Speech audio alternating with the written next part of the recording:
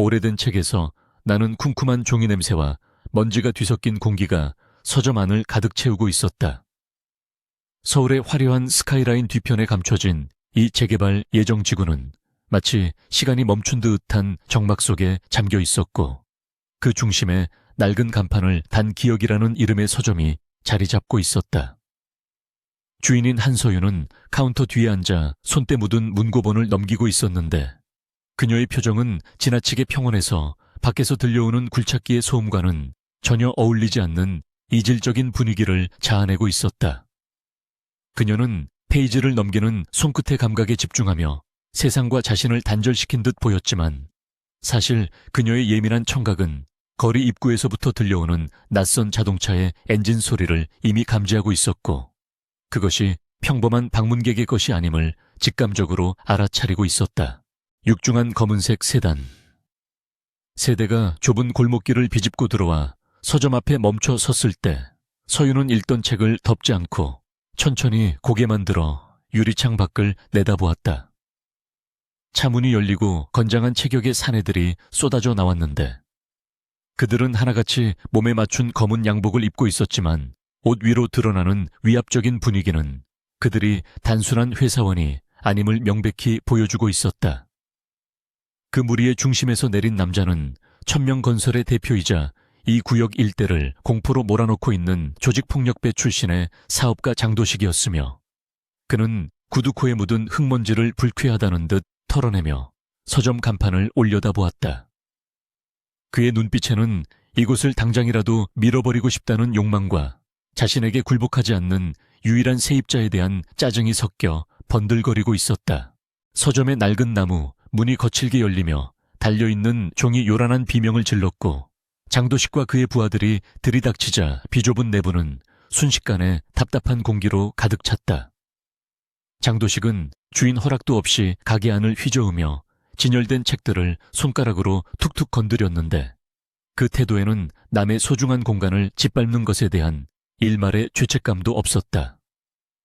그는 먼지가 묻어나는 책장을 혐오스럽다는 표정으로 훑어보다가 카운터에 앉아 미동도 하지 않는 서윤에게 시선을 고정했고, 입가에 비릿한 미소를 띠며 천천히 다가왔다.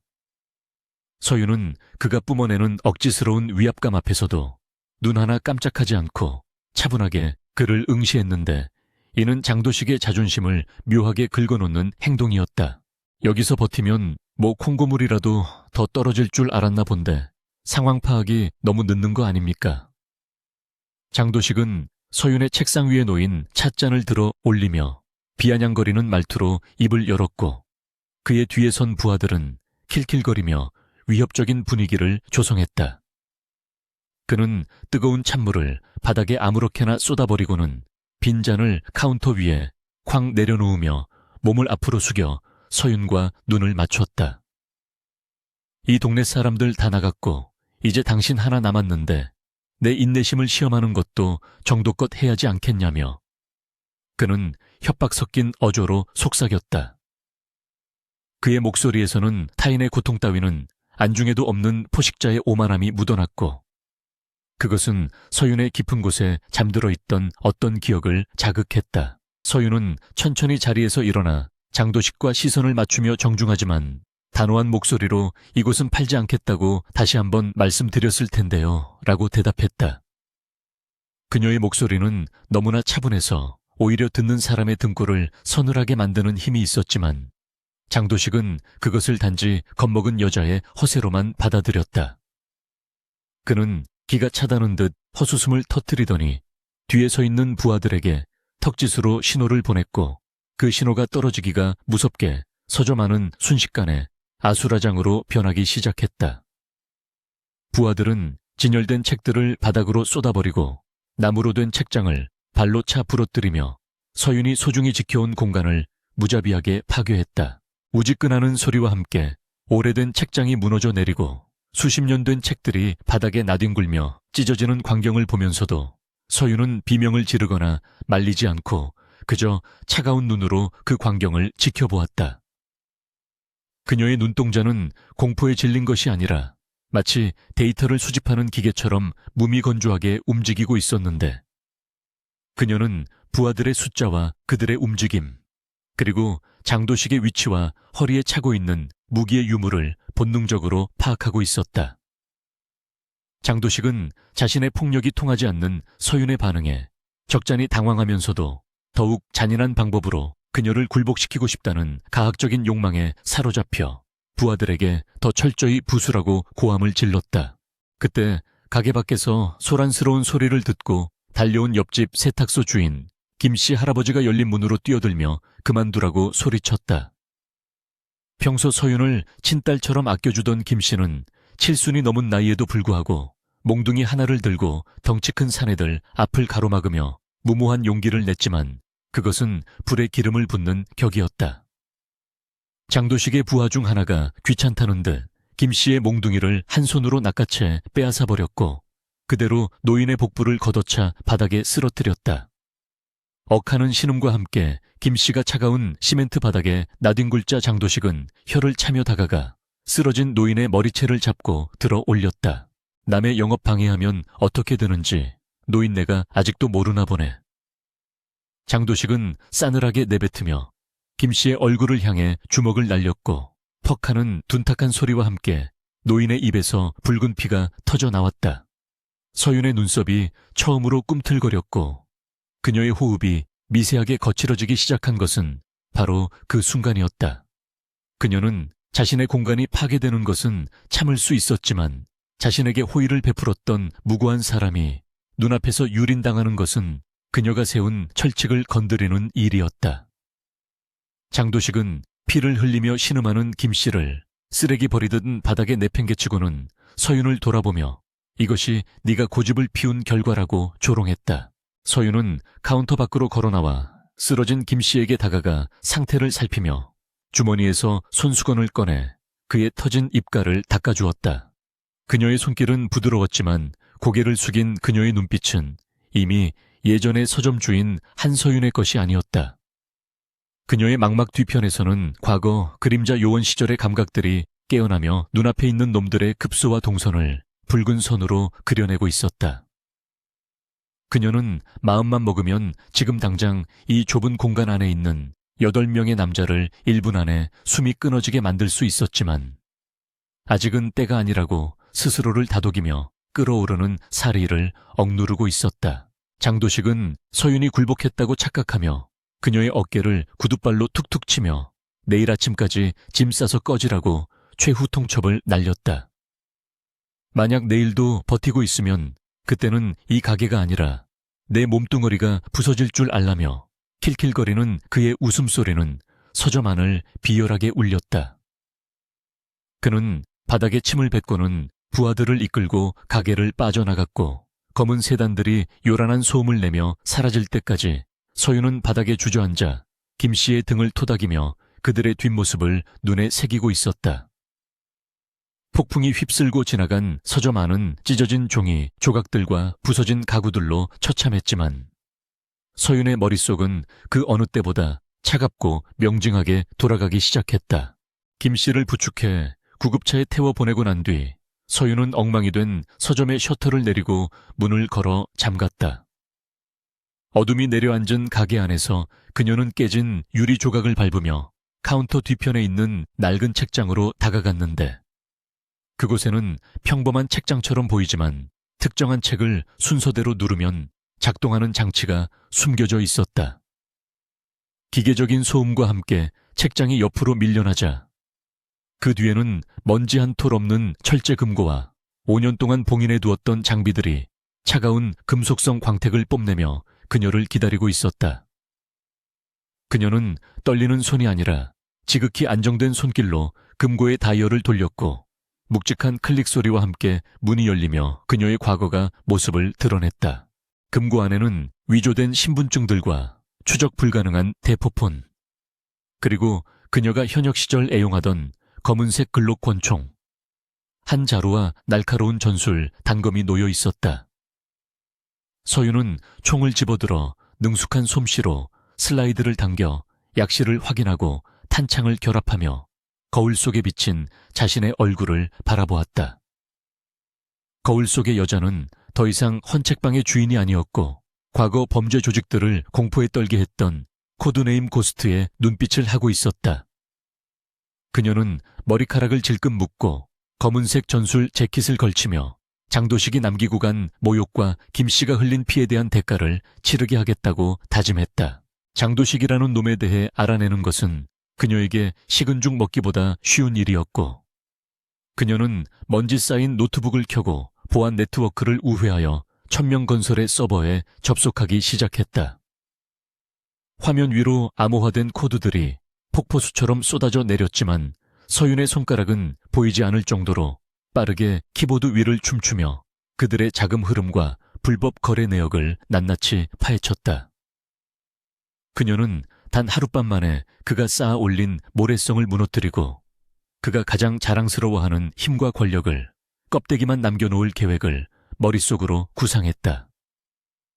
이것은 단순한 복수가 아니라 사회의 암적인 존재를 도려내는 외과 수술과도 같은 정밀하고도 잔혹한 처형이 될 것이었다. 밤이 깊어질수록 서윤의 계획은 더욱 치밀해졌고, 그녀는 장도식의 일당이 오늘 밤 축배를 들고 있을 유흥업소의 위치와 그들의 경비 패턴까지 완벽하게 파악해냈다. 그녀는 장비를 챙겨 들고 뒷문을 통해 어둠 속으로 스며들었는데, 그녀의 발걸음은 고양이처럼 소리가 없었고 그림자 속에 녹아들어 누구의 눈에도 띄지 않았다. 도시의 넌사인이 화려하게 빛나는 거리의 이면에서 포식자라고 자부하던 장도식은 자신을 향해 조용히 다가오는 사신의 존재를 꿈에도 모른 채 승리감에 도취해 있을 것이었다. 이제 사냥꾼과 사냥감의 위치가 뒤바뀌는 시간이었고, 그 밤은 그 어느 때보다 길고 붉게 물들 예정이었다.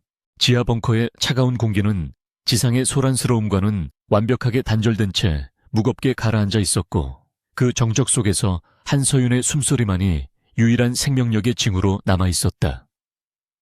그녀가 서점 바닥 아래 숨겨진 계단을 내려와 마주한 공간은 5년 전 그녀가 스스로 봉인했던 과거의 무덤이자 동시에 가장 안전한 요새였다.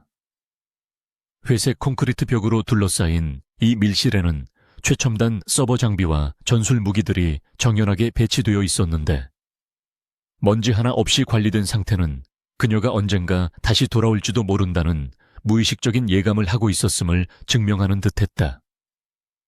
서윤은 중앙 제어 테이블에 손을 짚으며 눈을 감았고 머릿속에서 서점 주인으로서의 자아를 지우고 코드네임 고스트로서의 감각을 하나씩 깨우기 시작했다.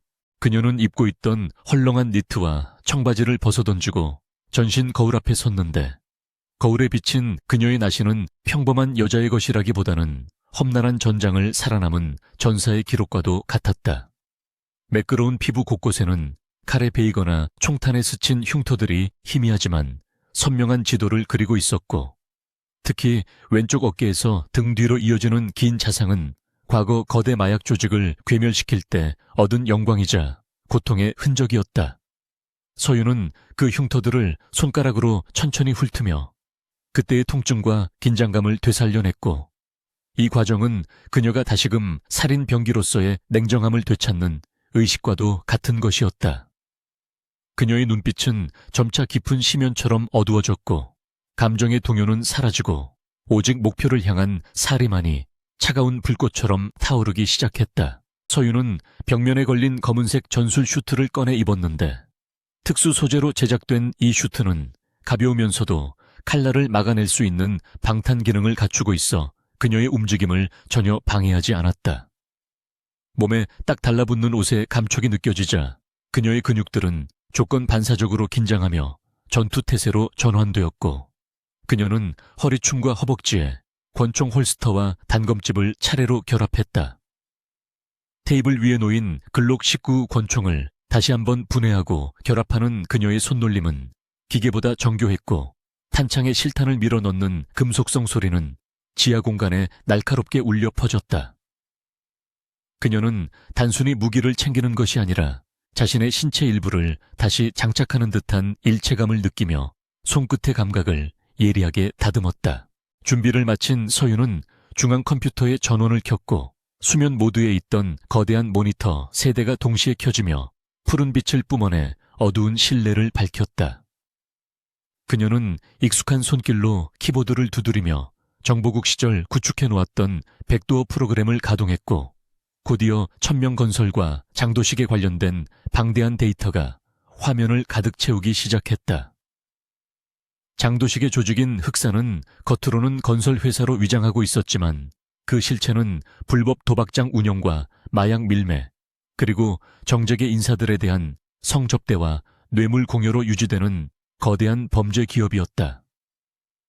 화면에 떠오른 장도식의 웃는 얼굴 사진을 보며 서윤은 그가 쌓아 올린 이 추악한 탑의 구조를 분석했고, 가장 취약한 연결 고리가 어디인지 찾아내기 위해 눈을 가늘게 떴다. 장도식은 자신의 무력과 자금력을 과신한 나머지 보안 시스템에는 상대적으로 소홀했는데, 이는 그가 디지털 세계의 위협보다는 주먹의 힘을 더 신봉하는 구시대적 깡패라는 것을 방증했다. 서윤은 그의 허술한 방화벽을 우회하여 비밀회계 장부와 조직원 명단, 그리고 그들이 관리하는 불법 사업장들의 위치 정보를 손쉽게 빼냈다.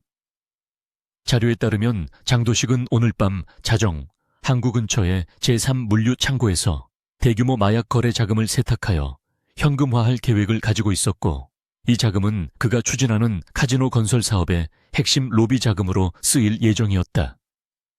서윤의 입가에 서늘한 미소가 번졌는데, 그것은 사냥감이 스스로 덫으로 걸어 들어오고 있음을 확인한 사냥꾼의 미소였다. 그녀는 단순히 장도식을 죽이는 것으로 끝낼 생각이 없었으며, 그가 가진 모든 것을 잃고 바닥으로 추락하는 꼴을 보게 한 뒤에야 숨통을 끊어놓을 작정이었다. 그러기 위해서는 그의 손발이 되어주는 자금줄을 차단하고 조직원들 사이에 신뢰를 무너뜨려 그를 고립시키는 것이 우선이었다. 서윤은 화면에 표시된 흑사파의 주요 거점들을 지도 위에 붉은 점으로 표시했고, 최적의 이동 경로와 타격 순서를 머릿속으로 시뮬레이션했다. 첫 번째 목표는 그들의 무기고이자 현금 보관소 역할을 하는 위장 물류 회사였고, 그곳을 타격함으로써 장도식에게 전쟁의 서막을 알리는 동시에 그를 혼란에 빠뜨릴 수 있을 것이었다. 서윤은 소형 이어피스를 귀에 꽂고 손목에 찬 스마트워치를 켜서 해킹한 경찰 무전망과 CCTV 네트워크에 접속했다.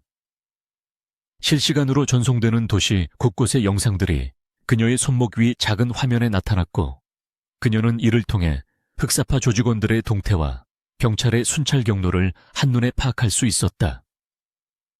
그녀는 특수 제작된 소형 폭탄들과 교란 장치들을 전술조끼 주머니에 채워 넣었고, 마지막으로 날카로운 와이어가 내장된 특수 장갑을 끼며 주먹을 쥐었다 폈다 했다. 모든 준비는 끝났고 이제 그녀에게 필요한 것은 오직 실행에 옮길 결단력과 망설임 없는 잔혹함 뿐이었다.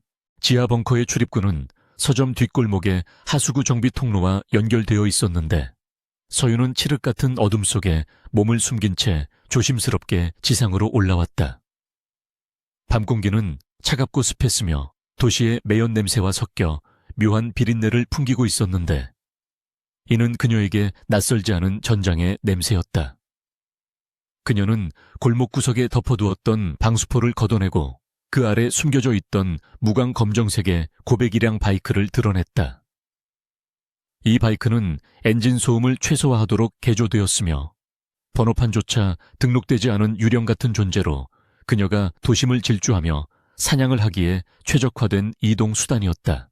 헬멧을 쓰고 바이크에 올라탄 서윤은 시동을 걸었는데 억제된 엔진음이 낮게 그르렁거리며 마치 먹이를 노리는 맹수의 울음소리처럼 들렸다.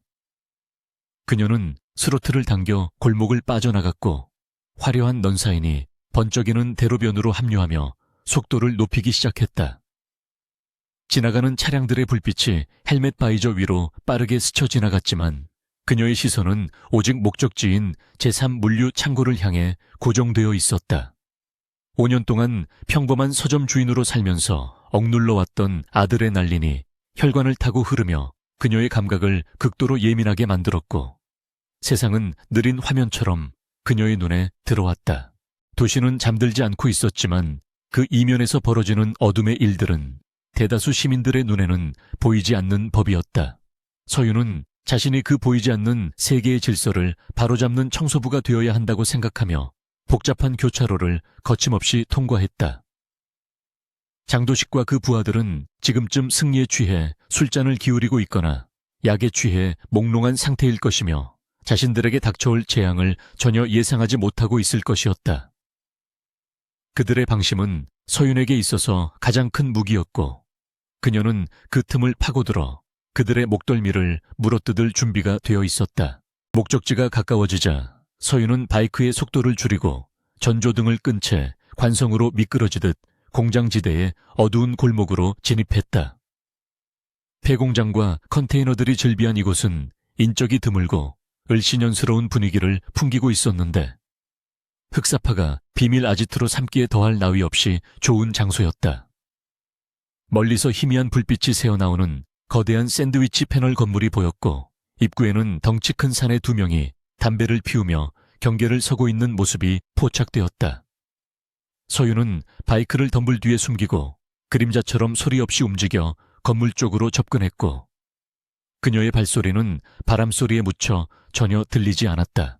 건물 외벽에 바짝 붙은 서윤은 주머니에서 소형 드론을 꺼내 공중으로 날려보냈고 드론은 소음 없이 날아올라 창문 틈으로 내부 상황을 촬영해 그녀의 스마트워치로 전송했다.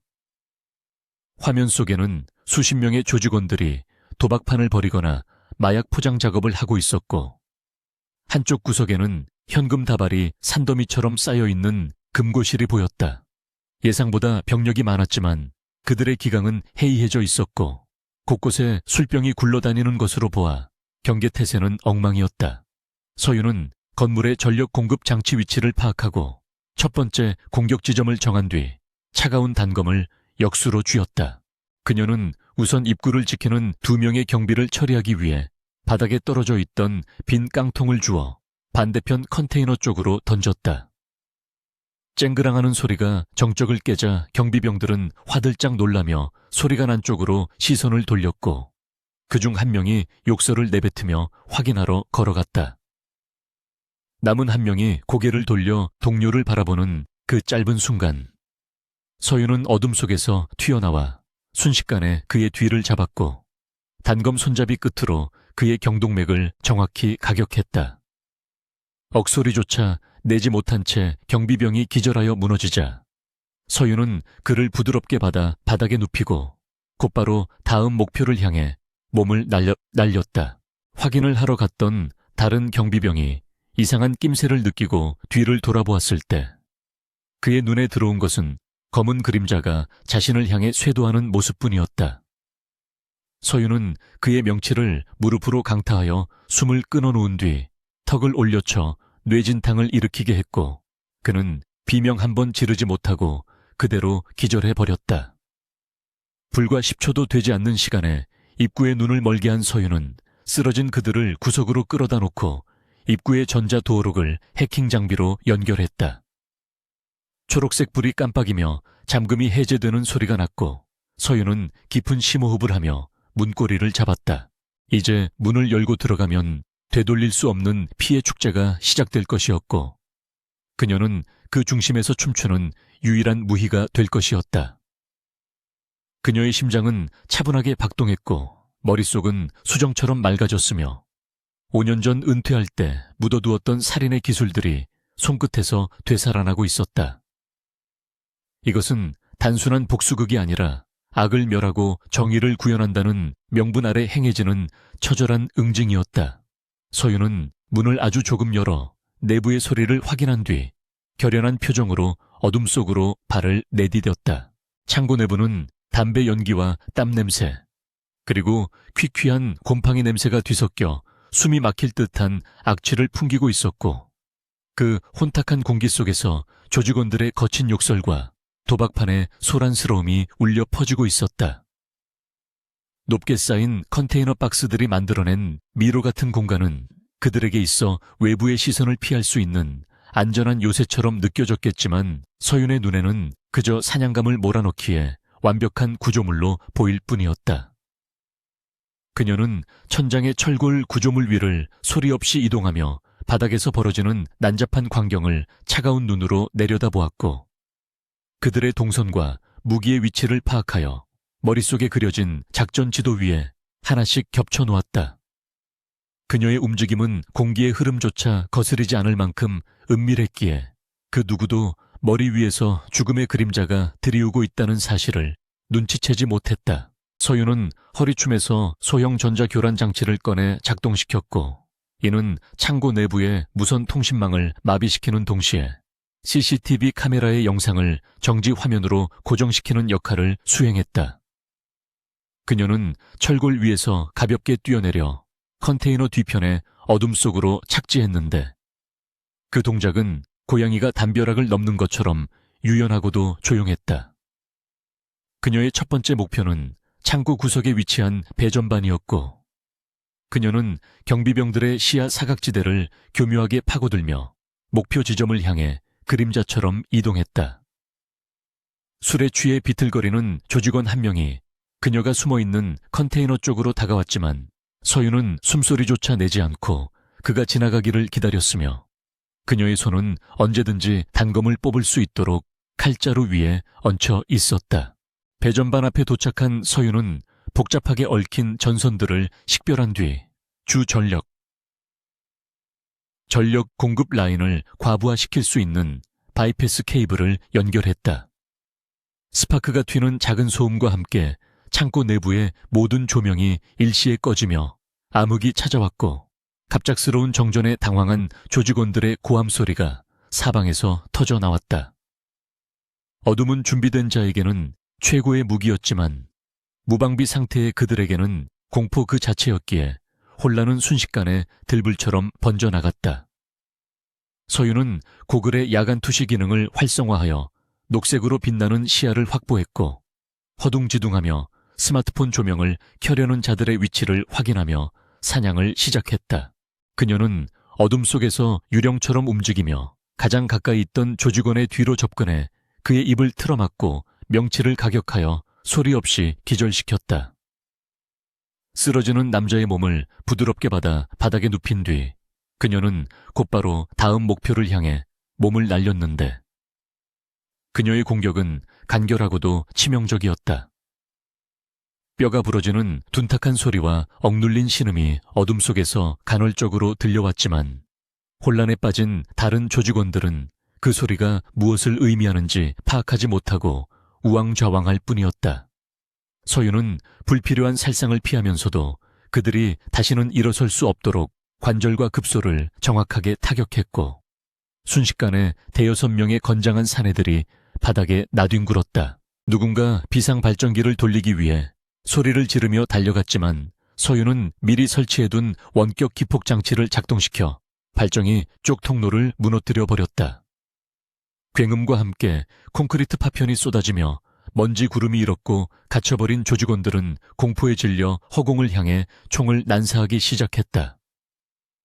타탕하는 총소리가 울려 퍼지고 총구에서 뿜어져 나오는 불꽃이 순간적으로 어둠을 갈랐지만 그들의 총알은 허무하게 허공을 가르거나 동료들이 숨어있는 컨테이너 벽을 때릴 뿐이었다. 서윤은 그들의 공포심을 이용해 서로를 적으로 오인하게 만들었고 자신은 그 혼란의 틈바구니를 유유히 빠져나와 창고 안쪽 깊숙한 곳에 있는 관리 사무실로 향했다. 사무실 문 앞을 지키던 중간 간부급 조직원은 밖에서 들려오는 소란에 당황하여 권총을 들고 튀어나오려다가 문 옆에 매복해 있던 서윤의 발차기에 턱을 정통으로 맞고 뒤로 나자빠졌다. 서윤은 쓰러진 그의 가슴을 밟고 총을 빼앗아 분해해버린 뒤 사무실 안으로 들어섰는데 그곳에는 돈다발을 세고 있던 회계 담당자가 사색이 된 얼굴로 떨고 있었다. 그는 서윤의 검은 전술 슈트와 무감정해 보이는 마스크를 보자마자 바닥에 무릎을 꿇고 살려달라고 애원했지만 서윤은 그에게 눈길조차 주지 않고 금고를 향해 걸어갔다. 그녀는 준비해온 특수 해독기를 금고, 다이얼에 부착했고 몇 초 지나지 않아 육중한 금고문이 찰칵 소리를 내며 열렸다. 금고 안에는 장도식이 긁어모은 현금과 거래를 앞둔 고순도의 마약이 가득 채워져 있었는데 이는 놈의 생명줄이자 권력의 원천이었다. 서윤은 가져온 가방에 현금 일부를 챙겨 넣었지만 그것은 자신이 쓸 목적이 아니라 나중에 놈들의 비자금 추적 경로를 교란하기 위한 미끼였다. 그녀는 남은 현금 다발과 마약 위에 미리 준비해온 인화성 액체를 거침없이 쏟아부었고 라이터를 켜서 그 위에 던졌다. 화르륵 하는 소리와 함께 푸른 불꽃이 솟아오르며 장도식의 야망이 담긴 종이 뭉치와 가루들이 검은재로 변해가는 것을 그녀는 잠시 지켜보았다. 불길이 거세지자 서프링클러가 작동해야 했지만 서윤이 미리 수도 밸브를 잠가둔 덕분에 화재는 거침없이 사무실 전체로 번져나갔다. 그녀는 책상 위에 일부러 타 조직인 칠성회의 상징이 새겨진 라이터 하나를 떨어뜨려 놓았는데 이는 장도식의 분노를 엉뚱한 곳으로 돌리기 위한 치밀한 계산이었다. 장도식은 자신의 구역이 침범당했다는 사실에 이성을 잃을 것이고 현장에 남겨진 이 작은 단서는 그가 라이벌 조직과 전면전을 벌이게 만드는 기폭제가 될 것이었다. 서윤은 연기로 가득 찬 사무실을 빠져나와 혼비백산하여 도망치는 조직원들 틈에 섞여 창고 밖으로 탈출했다. 창고 밖으로 나온 서윤은 바이크가 숨겨진 덤불로 돌아와 헬멧을 쓰고 시동을 걸었으며 등 뒤에서는 붉은 화염이 창고 지붕을 뚫고 밤하늘로 치솟고 있었다. 멀리서 소방차와 경찰차의 사이렌 소리가 들려오기 시작했지만 그녀는 이미 현장을 벗어나 도시의 어둠 속으로 사라지고 있는 중이었다. 백미러에 비친 불타는 창고는 마치 거대한 봉화처럼 보였고 그것은 장도식의 제국이 무너져 내리기 시작했음을 알리는 신호탄과도 같았다. 서윤은 차가운 밤바람을 맞으며 다음 목적지를 향해 스로틀을 당겼고 그녀의 눈빛은 불꽃보다 더 뜨겁게 타오르고 있었다. 한편 강남의 최고급 룸살롱 VIP 룸에서는 장도식이 고가의 양주를 들이키며 정계 인사와 담소를 나누고 있었는데 그의 표정은 거만하기 그지없었다. 그는 자신의 사업이 승승장구하고 있으며 누구도 감히 자신을 건드릴 수 없다고 믿어 의심치 않았기에 분위기는 화기애애했고 웃음소리가 끊이지 않았다. 하지만 그 평화는 테이블 위에 놓인 그의 휴대폰이 요란하게 울리면서 산산조각 났는데 발신자는 현장 관리를 맡겼던 창고장이었다. 장도식은 미간을 찌푸리며 전화를 받았지만 수화기 너머로 들려오는 다급한 비명소리와 폭발음, 그리고 창고가 불타고 있다는 보고를 듣는 순간 그의 얼굴은 흑빛으로 변했다. 뭐라고 창고가 털려 불까지 났다고? 이 새끼들이 지금 장난하냐? 장도식은 고래고래 고함을 지르며 휴대폰을 바닥에 내동댕이 쳤고 비싼 대리석 바닥에 부딪힌 최신형 스마트폰은 박살이 나버렸다. 방 안에 있던 사람들은 갑작스러운 그의 난동에 얼어붙었고 접대하던 여자들은 비명을 지르며 구석으로 물러났다. 장도식은 씩씩거리며 넥타이를 거칠게 풀어 헤쳤고 그의 머릿속에는 오직 누가 감히 자신의 뒤통수를 쳤는지에 대한 생각뿐이었다. 그는 옆에 서 있던 비서실장의 멱살을 잡고 당장 놈들을 잡아오라며 침을 튀겼고 그의 눈은 핏발이 서서 짐승처럼 번들거렸다. 현장에서 칠성회의 라이터가 발견되었다는 추가 보고가 들어오자 장도식의 분노는 극에 달해 테이블을 발로 차 뒤집어 엎었다. 칠성회 놈들이 내 구역을 넘보다니 내가 가만두지 않겠다며 그는 이를 갈았고 당장 병력을 소집해 칠성회의 영업장들을 박살내라는 명령을 내렸다. 그는 이 모든 사태가 경쟁 조직의 소행이라고 확신했으며 오늘 아침에 만났던 서점 여주인은 그의 용의 선상에 티끌만큼도 존재하지 않았다. 그의 오만함은 그가 진짜 적을 보지 못하게 만드는 눈가리개가 되었고 서윤이 파놓은 함정 속으로 제 발로 걸어 들어가게 만들고 있었다. 서윤은 안전한 거리까지 이동한 뒤 높은 빌딩 옥상에 올라 망원경으로 불타는 창고와 혼란에 빠진 거리를 내려다보았다. 그녀의 예상대로 장도식의 병력들이 엉뚱한 방향으로 움직이는 것이 포착되었고 도시의 밤은 갱들의 전쟁으로 시끄러워질 조짐을 보이고 있었다. 그녀는 차가운 캔커피를 따서 한 모금 마시며 열기를 식혔지만 아직 그녀의 심장은 멈추지 않고 격렬하게 뛰고 있었다. 이것은 시작에 불과했고 그녀는 장도식이 가진 부와 명예, 그리고 그가 의지하는 모든 기반을 하나씩 무너뜨려 그를 철저하게 고립시킬 계획이었다. 그녀는 주머니에서 스마트폰을 꺼내 미리 해킹해둔 장도식의 차명 계좌 목록을 띄웠고 손가락을 빠르게 움직여 자금 이체 프로그램을 실행했다. 수백억 원에 달하는 검은 돈이 순식간에 해외의 유령 법인 계좌들로 분산되어 빠져나가기 시작했고 장도식은 내일 아침 빈털터리가 된 자신의 계좌를 보고 피를 토하게 될 것이었다. 화면의 진행률 막대가 100%를 가리키며 이체 완료 메시지가 뜨자 서윤은 엷은 미소를 지으며 전화기를 닫았다. 그녀는 밤하늘을 올려다보며 깊게 숨을 들이마셨고 차가운 공기가 폐부 깊숙이 들어와 뜨거운 복수심을 차분하게 가라앉혔다. 장도식은 지금쯤 분노의 눈이 멀어 칠성회와의 전면전을 준비하고 있을 테니 그 틈을 타서 서윤은 다음 단계인 그의 정보 네트워크를 장악할 차례였다. 그녀는 옥상 난간에서 내려와 다시 어둠 속으로 몸을 숨겼고 그녀의 발걸음은 망설임 없이 다음 목표인 천명건설의 데이터 센터를 향했다. 오늘 밤이 지나기 전에 장도식의 모든 비밀은 세상에 낱낱이 공개될 것이며 그는 사회적으로 매장당하는 동시에 조직 내에서도 제거 대상이 될 운명이었다. 서윤은 자신의 그림자 속에 숨겨진 칼날을 다시 한번 가다듬으며 도시의 불빛 속으로 사라졌다. 그 시각 장도식은 자신의 사무실로 돌아와 부하들을 닥달하며 전쟁 준비를 서두르고 있었는데 그의 책상 위에는 서윤이 훔쳐간 것과 동일한 종류의 마약 봉투가 놓여 있었다. 그는 그것을 신경질적으로 움켜쥐며 칠성회 보스의 이름을 부르짖었고 반드시 그의 목을 따서 제물로 삼겠다고 다짐했다. 하지만 그의 등 뒤에 있는 대형 유리창 밖으로 정체불명의 드론 한 대가 그를 조용히 지켜보고 있다는 사실을 그는 꿈에도 알지 못했다.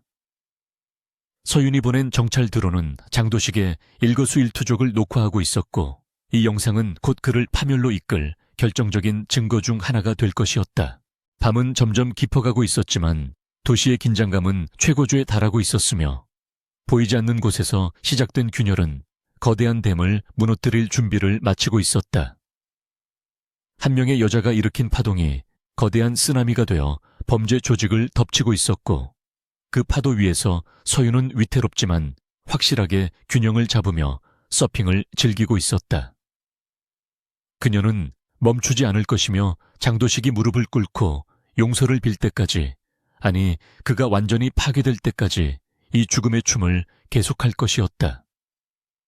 내일 태양이 떠오르면 세상은 완전히 달라져 있을 것이라는 확신과 함께 그녀는 다시 바이크에 시동을 걸었다. 비가 추적추적 내리기 시작한 인천의 낡은 부두는 짙은 해무에 휩싸여 한치 앞을 분간하기 어려운 유령 도시와 같은 모습을 하고 있었고 녹슨 컨테이너들이 흉물스럽게 쌓여있는 그곳에서는 바다의 짠내와 썩은 생선, 비린내가 진동하고 있었다.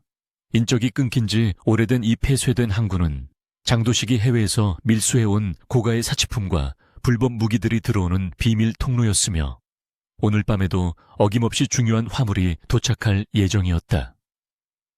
한서윤은 빗물이 고인 컨테이너 지붕 위에 앉아 어둠 속에 몸을 숨긴 채 항구 입구를 주시하고 있었는데 그녀의 검은 우비 위로 떨어지는 빗방울 소리만이 정막을 깨고 있었다. 그녀는 이미 장도식의 자금줄을 끊어놓았고 이제는 그의 손발이 되어 움직이는 핵심 무력을 제거함으로써 그를 완전히 고립시킬 계획을 실행에 옮기고 있었다. 장도식은 창고 화재 사건 이후 극도의 불안감에 시달리며 자신의 오른팔이자 조직 내에서 가장 잔혹하기로 소문난 행동대장 강철우를 이곳으로 급파했다. 검은색 SUV 5대가 물보라를 일으키며 부두 안으로 들어섰고 차에서 내린 강철우와 그의 정계부대원 20명은 살벌한 기세를 뿜어내며 주위를 경계했다. 강철우는 근육질의 거구에 얼굴을 가로지르는 흉터가 인상적인 사내로 그는 단순한 깡패가 아니라 용병 출신으로 실전 경험이 풍부한 살인 기계였다. 그는 칠성회의 기습이 있을지도 모른다는 생각에 부하들에게 무기를 점검하라고 지시했고, 긴장된 눈빛으로 어둠이 깔린 컨테이너 사이를 샅샅이 훑어보며 보이지 않는 적을 찾고 있었다. 그때 컨테이너 꼭대기에서 무엇인가가 쿵하고 떨어지며 육중한 착지음을 냈고, 강철우와 부하들의 시선이 일제히 소리가 난 쪽으로 쏠렸다. 빗줄기 사이로 서서히 모습을 드러낸 것은 칠성회의 조직원들이 아닌 왜소한 체구의 한 여성이었고, 그녀는 검은 우비를 벗어던지며 차가운 눈빛으로 그들을 내려다보고 있었다. 강철우는 눈을 가늘게 뜨고 그녀를 확인하더니 곧 황당하다는 듯 헛웃음을 터뜨리며 부하들에게 긴장을 풀라는 손짓을 했다. 그는 그녀가 오늘 아침 보스가 말했던 그 서점 주인이라는 것을 알아차렸지만, 감히 제 발로 호랑이 굴에 들어온 그녀의 무모함을 비웃으며 그녀를 죽음이 두렵지 않은 미치광이 취급을 하고 있었다. 서점 아줌마가 여기가 어디라고 겁도 없이 기어들어와 죽고 싶어서 환장했나 보네. 강철우는 빈정거리며 품에서 거대한 정글도를 꺼내들었고, 그의 부하들도 킬킬거리며 쇠파이프와 야구 방망이를 손바닥에 탁탁 쳤다. 그들은 수적 우위와 무기의 차이를 믿고 서윤을 완전히 얕잡아 보고 있었으며, 그녀를 잡아 보스 앞에 끌고 가면 큰 포상을 받을 것이라는 생각에 들떠 있었다. 하지만 서윤은 그들의 조롱에도 아랑곳하지 않고 천천히 손목 밴드를 조이며 스트레칭을 했고, 그녀의 표정은 마치 산책을 나온 사람처럼 평온해서 오히려 보는 이로 하여금 기이한 공포감을 느끼게 만들었다. 그녀는 대답 대신 손가락을 까딱이며 덤벼보라는 도발적인 제스처를 취했고, 이는 강철우의 자존심을 건드리는 기폭제가 되었다. 강철우의 눈짓을 받은 부하 3명이 욕설을 내뱉으며 서윤을 향해 달려들었고, 그들의 손에 들린 흉기들이 빗물을 가르며 허공을 휘저었다. 서윤은 가장 먼저 달려온 사내의 쇠파이프를 고개를 살짝 젖혀 피하는 동시에 그의 품으로 파고들어 명치를 팔꿈치로 강력하게 가격했다. 억하는 소리와 함께 사내가 숨을 헐떡이며 앞으로 고꾸라지자 서윤은 그의 팔을 잡아 비틀어 관절을 꺾어버리고 그를 방패 삼아 뒤따라오던 두 번째 사내의 발차기를 막아냈다. 그녀의 움직임은 군더더기 없이 깔끔했고, 물 흐르듯 자연스럽게 이어지는 영의 동작은 그녀가 단순한 싸움꾼이 아니라 고도로 훈련된 전문가임을 증명하고 있었다. 순식간에 3명의 부하가 바닥에 쓰러져 신음하자 강철우의 표정에서 여유가 사라지고 당혹감이 서리기 시작했다. 그는 부하들에게 전원 공격 명령을 내렸고, 남은 17명의 조직원들이 고함을 지르며 때로 달려들어 서윤을 포위하려 했다. 하지만 서윤은 좁은 공간을 활용하여 그들의 숫자를 무의미하게 만들었는데, 컨테이너 벽을 타고 뛰어올라 공중에서 회전하며 내려차기로 적의 머리를 가격하거나 바닥에 고인 빗물을 발로 차 시야를 가리는 등 지형지물을 완벽하게 이용했다. 빗물과 피가 섞여 튀는 아수라장 속에서 서윤은 춤을 추듯 현란하게 움직였고, 그녀가 지나간 자리에는 팔다리가 부러지거나 기절한 사내들이 추풍낙엽처럼 쌓여갔다. 서윤은 적의 몽둥이를 빼앗아 역으로 가격하고 날아오는 주먹을 흘려보내며 급소를 타격하는 등 효율적인 살상 기술을 유감없이 발휘했다. 그녀의 공격은 잔인할 정도로 정확해서 한 번의 타격으로 상대를 무력화시켰고, 그녀의 눈빛은 살인을 하는 것이 아니라 기계적인 작업을 수행하는 것처럼 차갑게 가라앉아 있었다. 5년 동안 잠들어 있던 고스트의 본능이 완전히 깨어난 지금 그녀는 빗속을 뚫고 다니는 사신 그 자체였으며, 그녀를 가로막는 모든 것을 파괴하는 파괴의 화신이었다. 강철우는 자신의 정예 부대가 한 명의 여자에게 속수무책으로 당하는 광경을 믿을 수 없다는 듯 입을 벌린 채 바라보았고, 등골을 타고 흐르는 식은땀을 느꼈다. 마지막 남은 부하가 서윤의 돌려차기에 맞고 저 멀리 날아가 처박히자 부두에는 다시 무거운 침묵이 내려앉았고 빗소리만이 그 공백을 채웠다. 바닥에는 20명의 건장한 사내들이 고통에 몸부림치며 뒹굴고 있었고, 그 한가운데에 서윤이 숨 하나 흐트러지지 않은 채 서 있었다. 그녀는 젖은 머리카락을 쓸어 넘기며 강철우를 똑바로 응시했고 이제 내 차례라는 듯 천천히 그를 향해 걸어갔다. 강철우는 공포를 이겨내기 위해 괴성을 지르며 정글도를 휘두르며 달려들었지만 그의 움직임은 서윤의 눈에 슬로모션처럼 느리게 보일 뿐이었다. 강철우의 칼날이 서윤의 목을 노리고 날아들었지만 그녀는 상체를 숙여 가볍게 피하고 그의 손목을 낚아채 비틀었다. 쨍그랑 소리를 내며 정글도가 바닥에 떨어지자 강철우는 반대편 주먹을 날렸지만 서윤은 이미 그의 품 안으로 파고들어 무릎으로 그의 복부를 강타한 후였다. 커억하며 숨이 막힌 강철우가 몸을 웅크리자 서윤은 그의 머리채를 잡고 근처 컨테이너 벽에 그대로 처박아 버렸다. 쾅 하는 둔탁한 소리와 함께 강철우의 이마에서 피가 터져 나왔고 그는 비틀거리며 중심을 잃고 바닥에 주저앉았다. 서윤은 그에게 방역할 틈을 주지 않고 넘어진 그의 무릎 관절을 밟아 부러뜨려 그가 다시는 일어서지 못하게 만들었다. 고통에 찬 비명을 지르는 강철우를 내려다보며 서윤은 주머니에서 그의 스마트폰을 꺼내 잠금을 풀고 장도식에게 영상통화를 걸었다.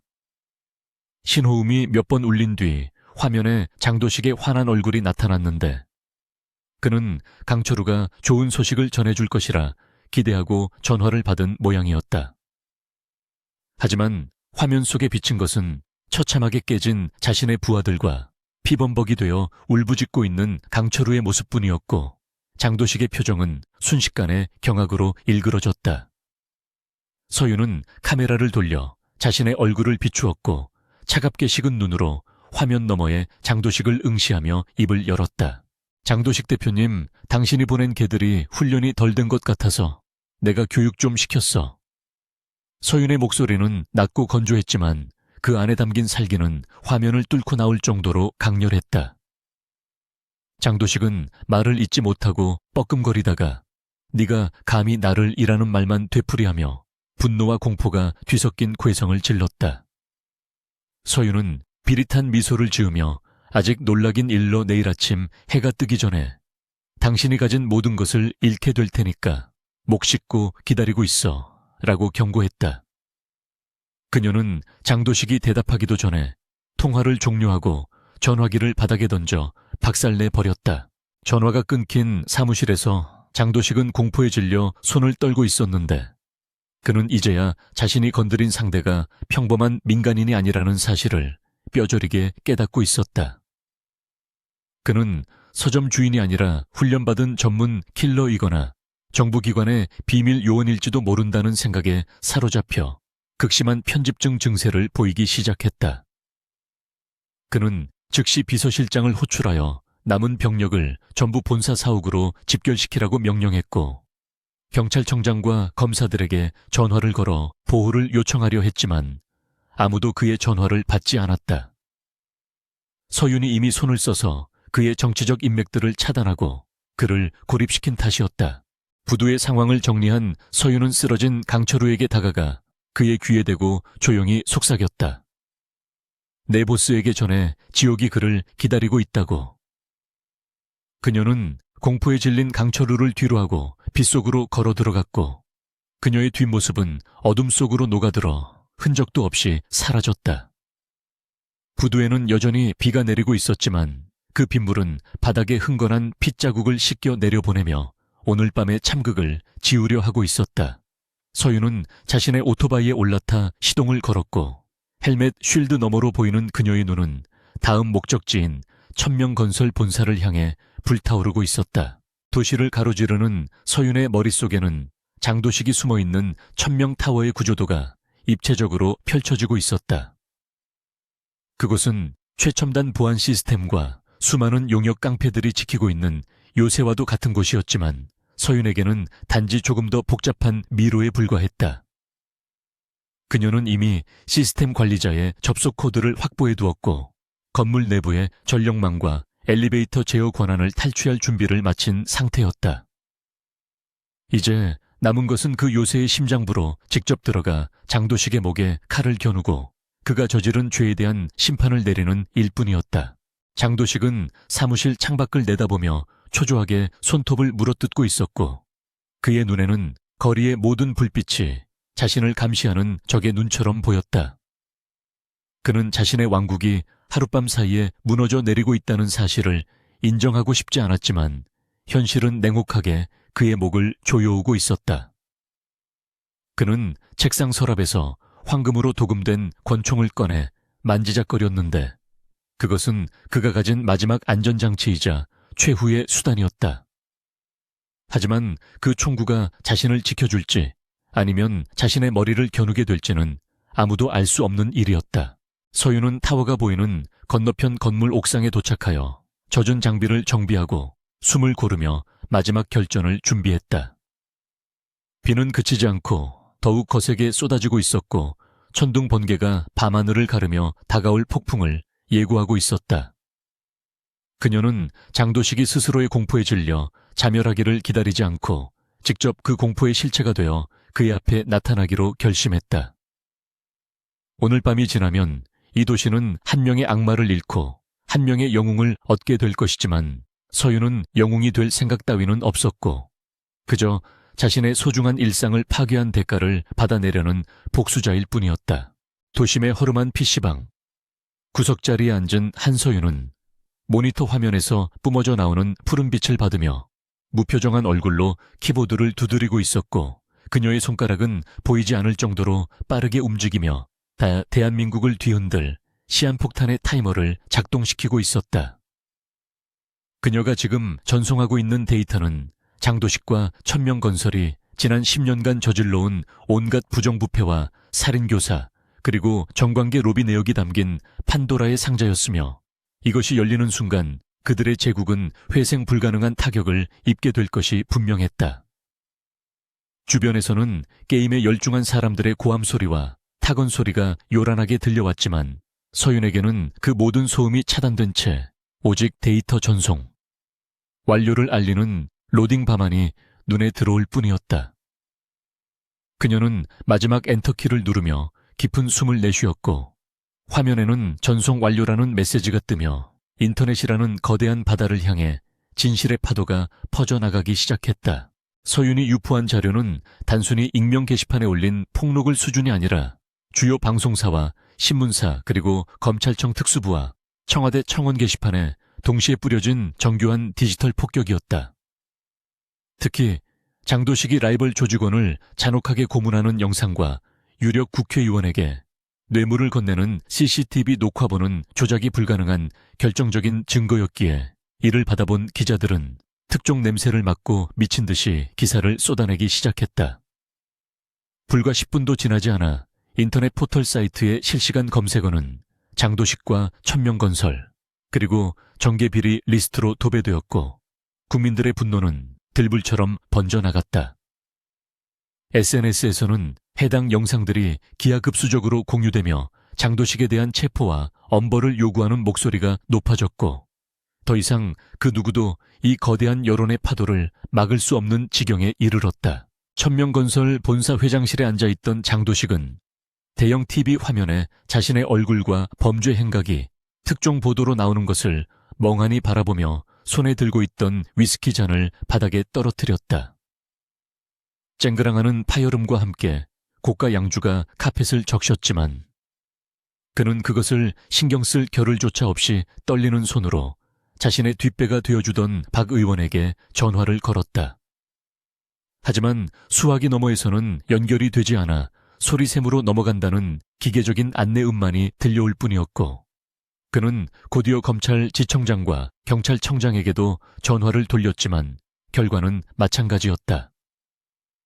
평소에는 형님 동생하며 굽실거리던 권력자들이 위기가 닥치자마자 꼬리 자르기를 시도하며 그와의 모든 연결고리를 차단해버린 것이었고 장도식은 믿었던 동아줄이 썩은 지푸라기였음을 뼈저리게 깨달았다. 배신감에 치를 떨던 장도식은 분노를 참지 못하고 책상 위에 있던 값비싼 도자기와 집기들을 집어던지며 고래고래 소리를 질렀고 사무실은 순식간에 난장판이 되어버렸다.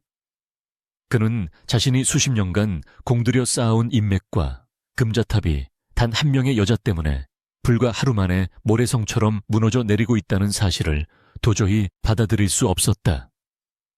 밖에서 대기하던 비서실장이 조심스럽게 문을 열고 들어와 주가 폭락과 은행들의 대출 회수 통보 소식을 전하자 장도식은 짐승 같은 고해성을 지르며 비서실장의 뺨을 후려갈겼다.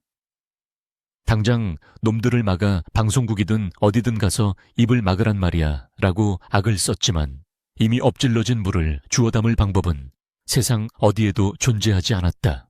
같은 시각 천명타워의 로비와 사무실에서는 직원들이 삼삼오오 모여 스마트폰으로 뉴스를 확인하며 웅성거리고 있었고 그들의 눈빛에는 불안과 동요가 가득했다. 회사 계좌가 동결되고 대표가 살인 혐의로 수배될 것이라는 소문이 돌자 눈치 빠른 직원들은 서둘러 짐을 챙겨 건물을 빠져나가기 시작했고 조직원들 사이에서도 이탈자가 발생하기 시작했다. 장도식의 공포정치로 유지되던 충성심은 돈과 권력이 사라지자마자 눈 녹듯이 사라져버렸고 그들은 침몰하는 배에서 뛰어내리는 쥐떼들처럼 살 길을 찾아 흩어졌다. 엘리베이터 앞은 도망치려는 사람들로 북새통을 이루었고 한때 위용을 자랑하던 천명타워는 이제 통제불능의 아수라장으로 변해가고 있었다. 서윤은 PC방을 나와 근처 건물 옥상으로 이동해 천명타워의 상황을 지켜보고 있었는데 그녀의 손에는 노트북이 들려 있었고 화면에는 타워의 내부 보안 시스템 제어창이 떠 있었다. 그녀는 타워의 중앙 제어 시스템을 해킹하여 건물 전체에 출입문을 봉쇄하고 엘리베이터 가동을 중단시켜 장도식을 펜트하우스에 고립시킬 계획을 실행했다. 그녀의 손가락이 엔터키를 누르자 천명타워의 모든 셔터가 내려가고 비상경보음이 울리기 시작했으며 건물 내부는 붉은 비상등만이 전멸하는 공포의 공간으로 변모했다. 이것은 장도식에게 보내는 서윤의 마지막 경고장이자 이제 곧 사냥꾼이 도착할 것이라는 죽음의 예고편과도 같았다. 건물 안에 갇힌 장도식은 엘리베이터가 멈추고 비상계단 문마저 잠기자 자신이 도간에 든 쥐신세가 되었음을 직감하고 극도의 공포에 사로잡혔다. 그는 남은 부하들을 전부 최상층으로 집결시키라고 고함을 질렀지만 그의 곁에 남은 것은 강철우의 직속 부하들이었던 소수 정예 조직원 10여 명뿐이었다. 그들조차도 두려움에 질린 표정으로 서로 눈치를 보고 있었지만 장도식이 총을 꺼내 들고 도망가는 놈은 그 자리에서 쏴 죽이겠다고 협박하자 억지로 자리를 지킬 수밖에 없었다. 장도식은 창밖을 내려다보며 경찰차의 사이렌 소리가 들려오기를 기다렸지만 이상하게도 경찰은 건물 주위를 포위만 할 뿐 진입하지 않고 있었는데 이는 서윤이 경찰 무전망에 허위 테러 신고를 넣어 진입을 지연시켰기 때문이었다. 서윤은 이제 장도식의 멘탈을 완전히 붕괴시키기 위해 건물 외벽에 설치된 대형 LED 광고판을 해킹하여 화면을 전환시켰다. 평소에는 천명건설의 화려한 광고가 나오던 그곳에 갑자기 장도식이 과거에 저질렀던 살인 현장 녹화 영상과 그가 비자금을 조성하며 낄낄거리는 음성이 대문짝만하게 송출되기 시작했다. 거리를 지나던 시민들은 가던 길을 멈추고 충격적인 영상을 바라보며 웅성거렸고 건물 안에 있던 장도식 역시 창문을 통해 자신의 치부가 전 세상에 생중계되는 광경을 목격하고 말았다.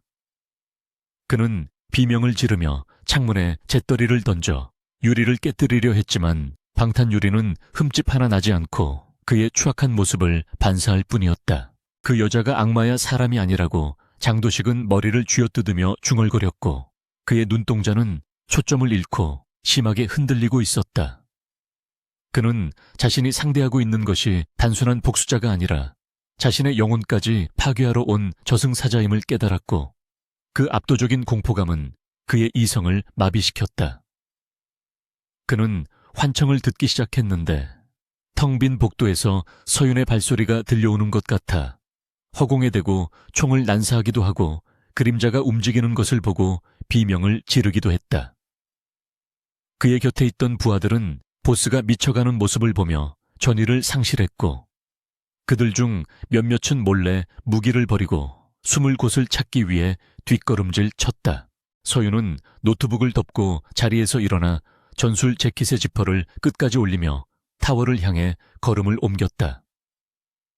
그녀의 표정은 차갑게 가라앉아 있었지만 그 안에는 일을 마무리 짓겠다는 결연한 의지가 담겨 있었고 그녀의 발걸음에는 한치의 망설임도 없었다. 도시는 혼란에 빠져 있었지만 그녀의 머릿속은 그 어느 때보다 명료했고 이제 남은 것은 직접 그에게 다가가 죗값을 묻는 물리적인 심판뿐이었다. 그녀는 건물 뒤편의 환기구 통로를 통해 내부로 침투할 경로를 이미 파악해 두었고 그 길은 장도식이 있는 최상층까지 가장 빠르고 은밀하게 연결되어 있었다. 천명타워 로비에 도착한 서윤은 잠긴 셔터에 제어 패널을 조작하여 쪽문 하나를 열었고 어둠이 깔린 로비 안으로 미끄러지듯 들어갔다. 붉은 비상등이 돌아가며 기괴한 그림자를 만들어내고 있는 내부는 텅 비어 있었고 바닥에는 도망치던 직원들이 떨어뜨린 서류 뭉치와 구두들이 널려 있어 마치 재난 영화의 한 장면을 연상케 했다. 그녀는 고글을 착용하고 열 감지 모드를 활성화하여 숨어있는 적들의 위치를 파악하려 했지만 1층에는 경비원조차 남아있지 않았다. 모두가 공포에 질려 도망갔거나 장도식의 명령으로 최상층에 집결해 있는 것이 분명했고 이는 그녀가 꼭대기까지 올라가는 길에 장애물이 거의 없다는 것을 의미했다. 하지만 서윤은 방심하지 않고 계단을 오르며 층마다 설치된 CCTV 카메라들을 권총으로 정확하게 쏘아 파괴했다. 이는 자신의 동선을 노출시키지 않기 위함이자 모니터실에서 자신을 지켜보고 있을 장도식에게 시각적인 공포를 더해주기 위한 심리전의 일환이었다. 화면이 하나씩 꺼질 때마다 펜트하우스에 있는 장도식의 숨통은 조금씩 조여들 것이며 그는 어둠 속에서 언제 튀어나올지 모르는 적에 대한 두려움으로 서서히 말라 죽어갈 것이었다. 서윤의 발소리는 묵직한 군화 소리가 아니라 사냥감을 노리는 표범처럼 부드러웠고 그녀의 호흡은 규칙적이고 고요했다. 이 20층쯤 올라갔을 때 위층에서 인기척이 느껴졌고 서윤은 계단 난간 뒤로 몸을 숨긴 채 위를 올려다보았다.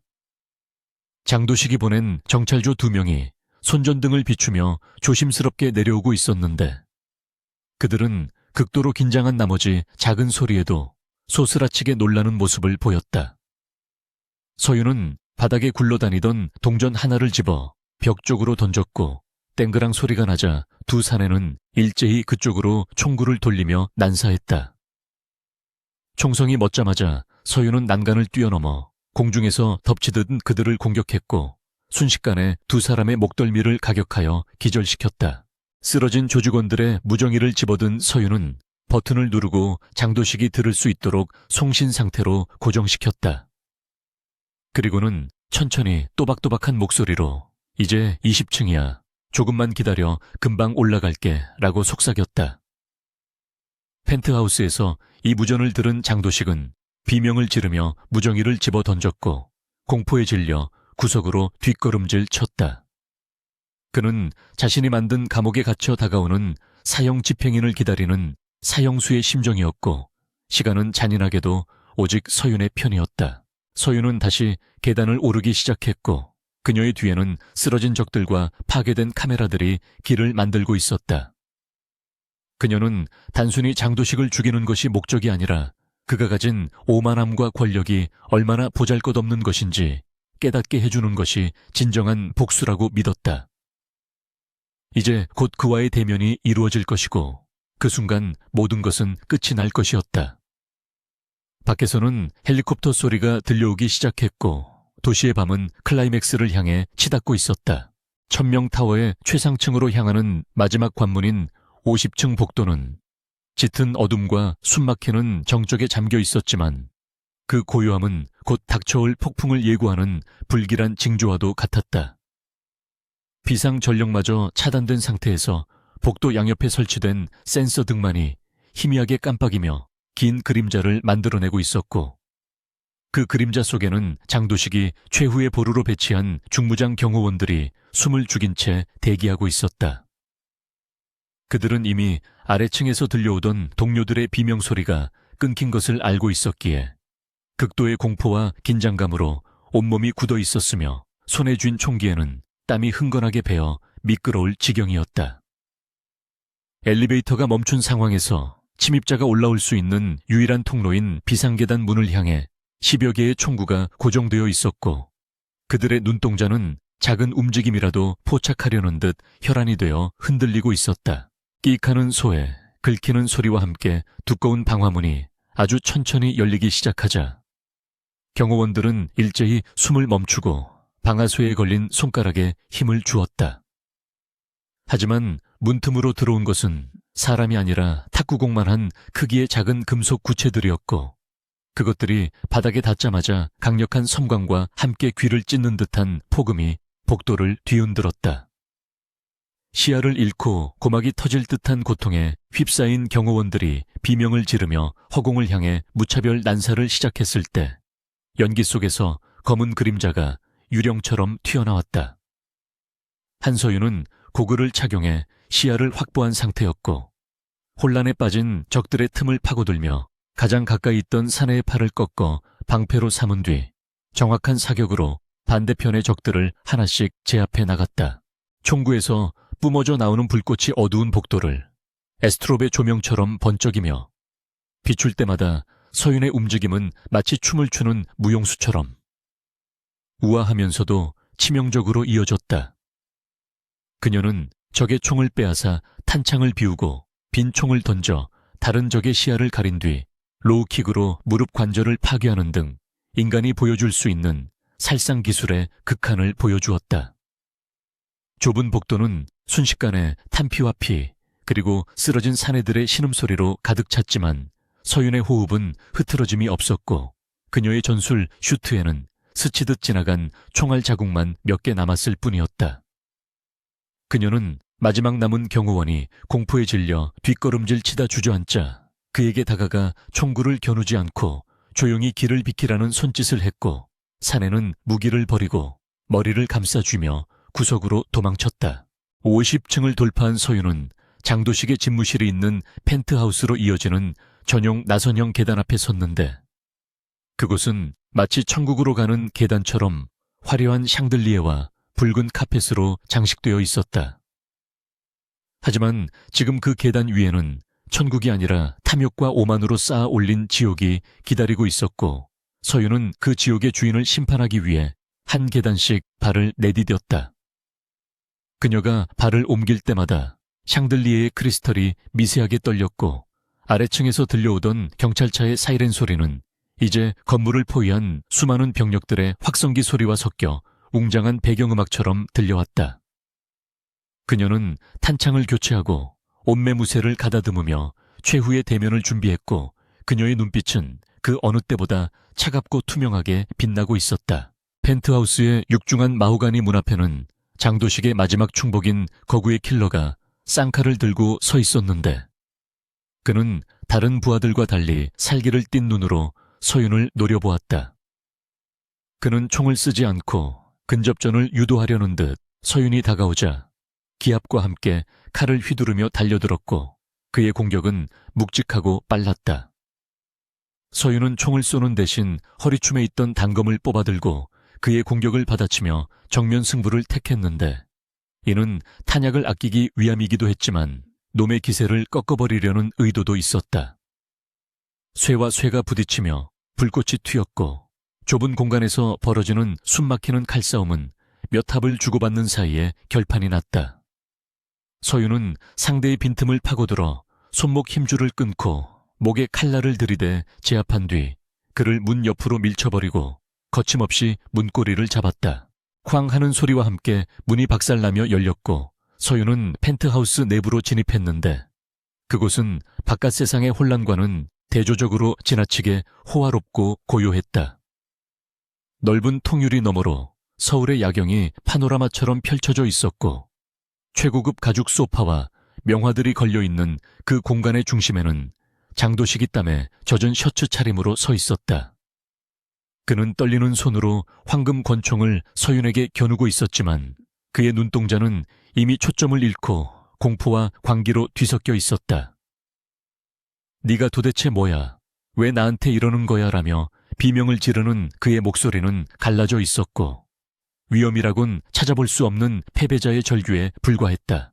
서윤은 대답 대신 천천히 그에게 다가갔고 장도식은 공포를 이기지 못하고 방가쇠를 당겼지만 총알은 서윤의 어깨를 스쳐 뒤편의 장식장에 박혔을 뿐이었다.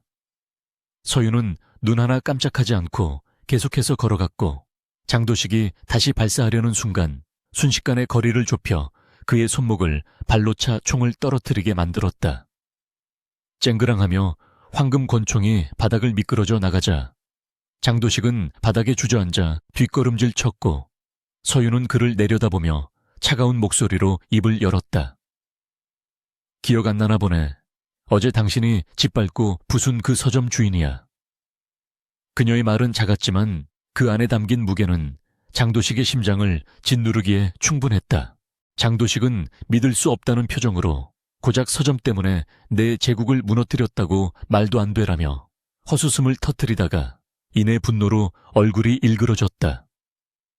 그는 바닥에 떨어진 유리 재떨이를 집어 서윤에게 던지며 발악했지만 서윤은 가볍게 피하고 그의 멱살을 잡아 일으켜 세워 창가 쪽으로 밀어붙였다.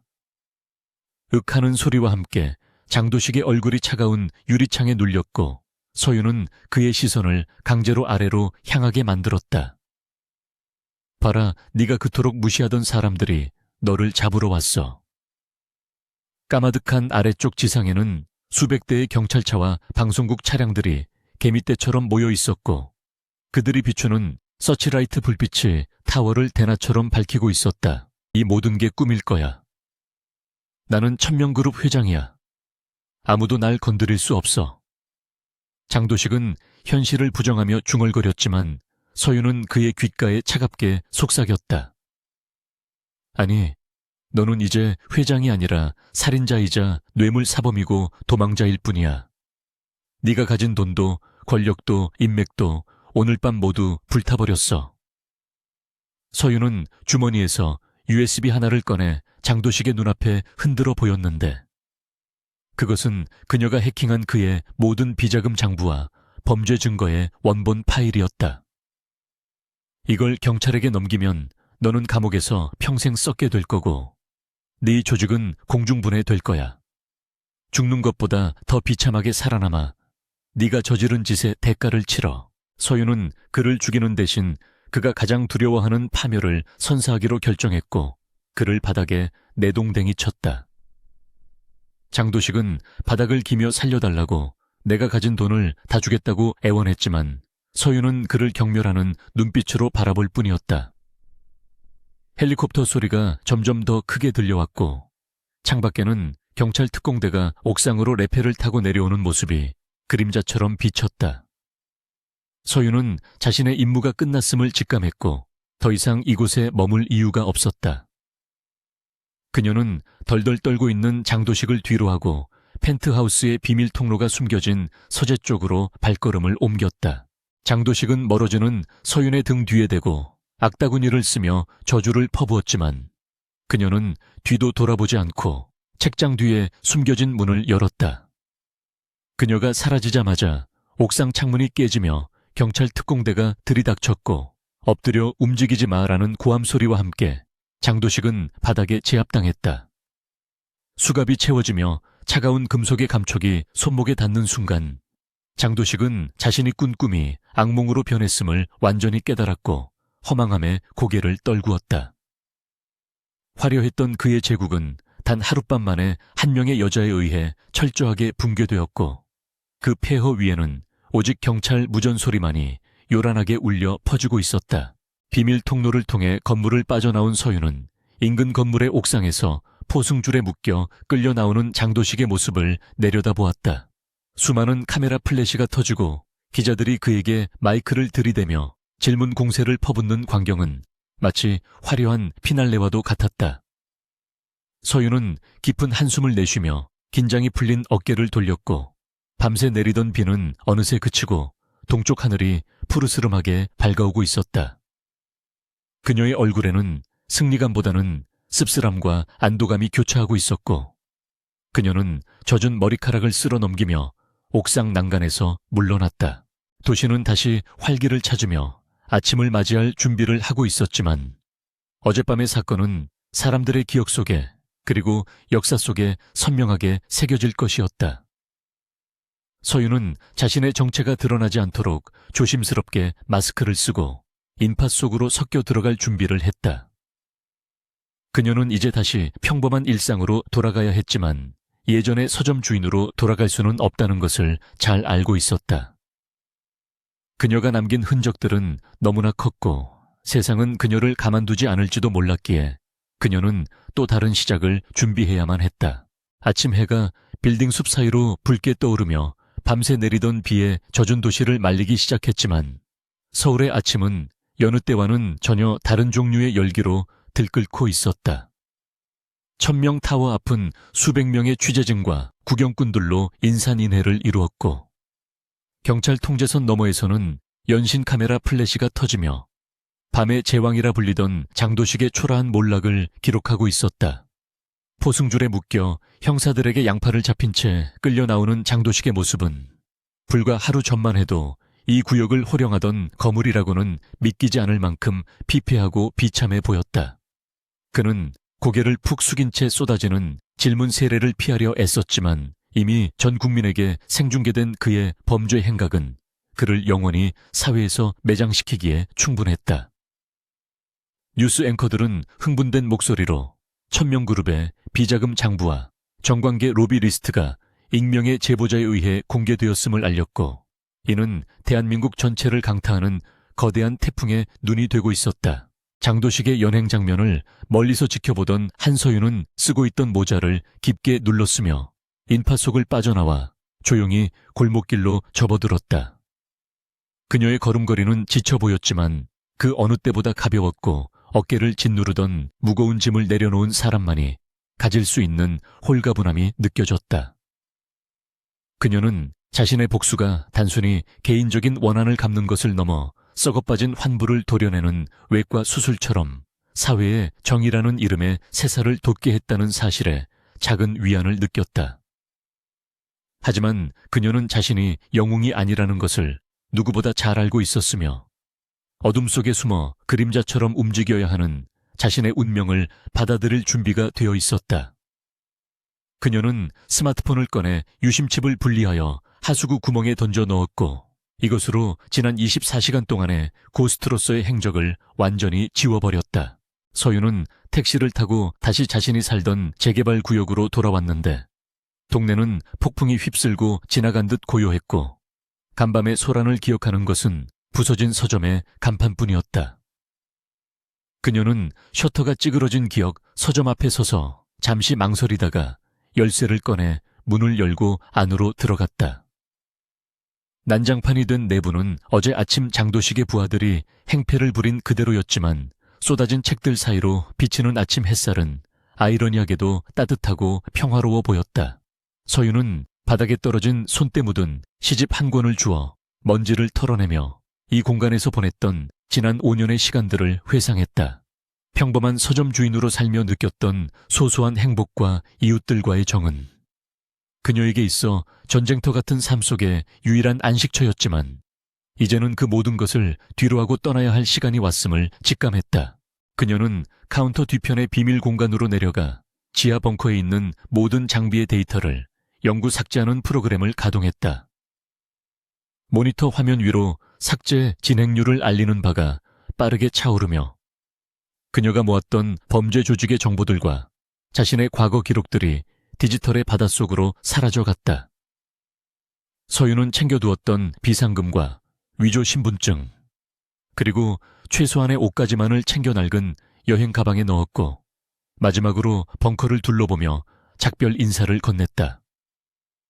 이 공간은 그녀를 지켜주었던 요새였지만 동시에 그녀를 과거에 묶어두었던 감옥이기도 했기에 벙커에 불을 끄는 행위는 그녀에게 있어 진정한 해방을 의미하는 의식과도 같았다.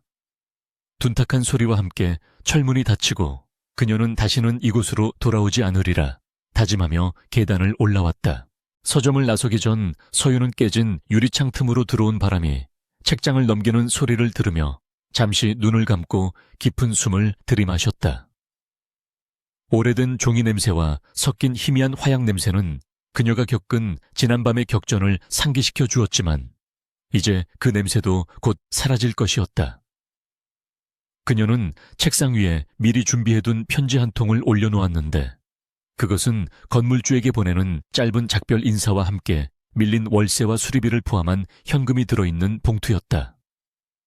비록 얼굴을 보고 인사를 나눌 수는 없지만 그녀는 자신이 머물렀던 자리를 깨끗하게 정리하고 싶었고 그것이 그녀가 가진 삶의 태도이자 예의였다. 셔터를 내리고 자물쇠를 채우는 그녀의 손길에는 미련보다는 단호함이 묻어났고 그녀는 뒤도 돌아보지 않고 골목을 빠져나갔다. 서윤은 근처 병원으로 향했는데 그곳에는 장도식에게 폭행당해 입원한 세탁소 주인 김씨가 치료를 받고 있었다. 병실 문틈으로 안을 들여다보니 김씨는 머리에 붕대를 감은 채 침대에 앉아 뉴스를 보고 있었는데 화면에 나오는 장도식의 구속 소식을 보며 환하게 웃고 있었다. 옆에 있던 그의 아내가 그의 손을 잡으며 다행이라고 눈물을 훔치는 모습을 보자 서윤의 가슴 한구석이 찡해져 왔다. 그녀는 병실 안으로 들어가는 대신 간호사 데스크에 들러 김씨 앞으로 된 병원비를 전액 수납하고 남은 돈을 기명 없이 전달해달라고 부탁했다. 그것은 자신을 딸처럼 아껴주었던 노부부에 대한 마지막 보답이자 자신의 정체를 숨겨야만 하는 그녀가 할 수 있는 최선의 작별 인사였다. 병원을 나선 서윤은 터미널로 향하는 버스에 몸을 실었고 창밖으로 빠르게 지나가는 서울의 풍경을 바라보며 상념에 잠겼다. 거리는 언제 그랬냐는 듯 활기차게 돌아가고 있었고 사람들은 각자의 일상에 바빠 보였지만 그들의 평범한 하루가 지켜지기 위해 누군가는 밤새도록 어둠과 싸워야 했다는 사실을 아는 이는 드물었다. 하지만 서윤은 인정이나 칭송을 바란 적이 없었으며 그저 자신이 옳다고 믿는 일을 행했을 뿐이기에 그 어떤 후회도 남지 않았다. 라디오에서는 계속해서 천명그룹 사태에 대한 후속 보도가 흘러나왔고 앵커는 이번 사건이 우리 사회의 만연한 부패를 청산하는 계기가 될 것이라고 목소리를 높였다. 서윤은 여튼 미소를 지으며 이어폰을 꽂고 음악을 재생해 세상의 소음을 차단했다. 그녀가 떠난 뒤 뒷골목 세계에서는 하룻밤 사이에 거대 조직을 괴멸시킨 정체불명의 존재에 대한 소문이 전설처럼 퍼져나가기 시작했다. 칠성회를 비롯한 다른 조직들은 그 존재가 정부의 비밀 요원일 것이라 추측하거나 외국의 킬러일 것이라 떠들어댔지만 그 누구도 허름한 헌책방의 여주인을 용의선상에 올리지 못했다. 다만 그들은 당분간 몸을 사리며 불법적인 사업을 축소했고 밤의 거리에는 보이지 않는 공포가 심어준 묘한 질서가 자리 잡게 되었다. 서윤이 남긴 경고는 그들의 뇌리에 깊이 박혀 악인들이 함부로 약자를 짓밟지 못하게 만드는 억제력이 되었고 그녀의 이름 없는 전설은 오랫동안 회자될 것이었다. 버스가 고속도로에 진입하자 서윤은 창문을 조금 열어 시원한 바람을 맞았고 머리카락이 바람에 흩날리며 얼굴을 간지럽혔다. 그녀는 이제 어디로 갈지 정하지 않았지만 그것은 중요하지 않았고 발길 닿는 곳이 곧 그녀의 새로운 목적지가 될 것이었다. 어쩌면 조용한 바닷가 마을에 작은 북카페를 열 수도 있었고 아니면 아무도 모르는 상월에서 농사를 지으며 살 수도 있었지만 무엇을 하든 그녀는 더 이상 과거의 그림자에 쫓기지 않는 자유로운 영혼으로 살아갈 것이었다. 그녀의 손에는 굳은 살과 흉터가 남아 있었지만 그녀의 눈빛은 그 어느 때보다 맑고 투명하게 빛나고 있었고 미래에 대한 희망으로 가득 차 있었다. 장도식은 감옥 독방에 갇혀 차가운 시멘트 벽을 멍하니 바라보며 자신이 어디서부터 잘못되었는지 곱씹고 있었지만 답을 찾을 수는 없었다. 그는 자신의 오만함이 스스로를 파멸로 이끌었다는 사실을 인정하기 싫어 여전히 서윤을 원망하고 저주했지만 그럴수록 그의 비참함만 더해질 뿐이었다. 반면 서윤은 자신을 얽매고 있던 복수심이라는 사슬을 끊어내고 넓은 세상으로 나아가고 있었으니 진정한 승자가 누구인지는 명백했다. 권력과 돈으로 쌓아 올린 성은 쉽게 무너지지만 신념과 용기로 지킨 삶은 결코 무너지지 않는다는 단순한 진리를 그녀는 몸소 증명해 보인 셈이었다. 해는 중천에 떠올라 세상을 환하게 비추고 있었고 고속도로를 달리는 버스는 끝없이 펼쳐진 길 위를 질주하고 있었다. 서유는 가방에서 꺼낸 책을 펼쳤지만 글자가 눈에 들어오지 않아 덮어버리고 대신 눈을 감고 다가올 미래를 상상해 보았다. 그녀의 입계는 편안한 미소가 번졌고 심장은 규칙적이고 힘차게 뛰고 있었으며 그녀는 비로소 살아있음을 온몸으로 느끼고 있었다. 그녀를 짓밟으려던 마피아는 하루 만에 모든 것을 잃었지만 그녀는 하루 만에 자신의 인생을 되찾았고 이제 그녀 앞에는 아무런 장애물도 없는 탄탄대로가 펼쳐져 있었다. 이것은 끝이 아니라 한서윤이라는 인간의 진정한 시작을 알리는 서막이었고 그녀의 이야기는 이제부터가 진짜였다.